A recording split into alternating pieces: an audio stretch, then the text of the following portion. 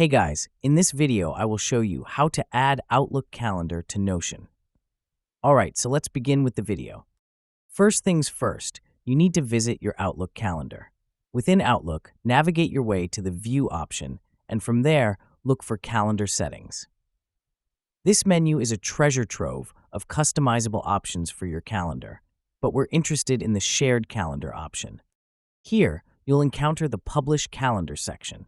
It's here that you'll select your desired calendar and set its permissions to Can View All Details. This setting ensures that when you integrate the calendar into Notion, all the necessary details are visible. Once you've done this, hit Publish.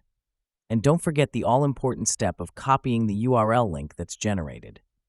Next, you'll need to make sure this URL is something you can easily access, so go ahead and click Copy.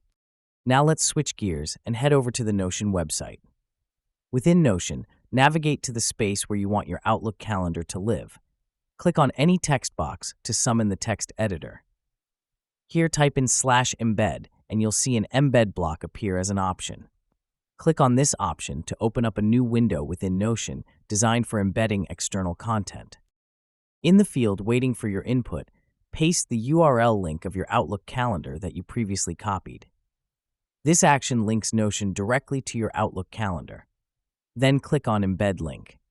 Notion will now fetch and display your Outlook calendar right within your workspace.